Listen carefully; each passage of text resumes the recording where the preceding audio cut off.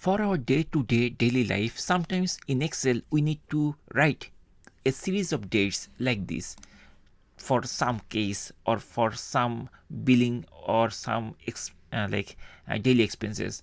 Okay, in Excel we don't need to write this type of series of date list manually. We just need to do one small trick and then Excel will help us to do this thing. So in this video you will see how we can create a series of date like this. That means you will generate a series of date almost like this based on your own need.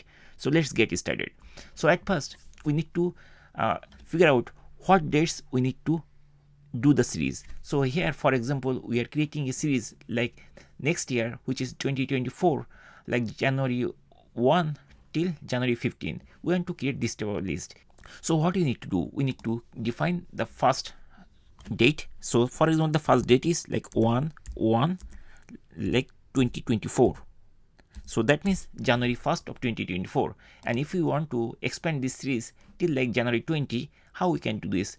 We just need to type the next date of this date. So the next date is like 1/2/2024, which is the January 2nd. So this is January 1st and this is January 2nd. Now we need to select these two dates all together. That means these two cells.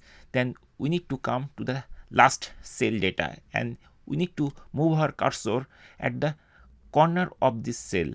So I'm going to position my cursor over there and it will turn like this type of plus sign. Plus sign means it will do the calculation for us. Now we need to click here and then we need to drag till we need the date. Suppose we want to expand this date till like January 16 or January 15. So we need to drag and then we need to do like this way. It will highlight like this type of green border, and don't release the mouse yet.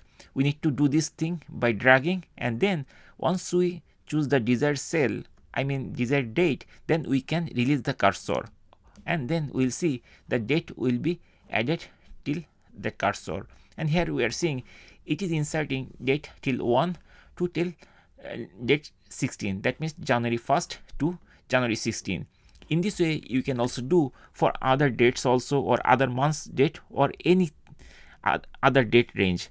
That's it guys. In this way we can generate a series of dates in Excel very easily. Thank you guys for watching the video.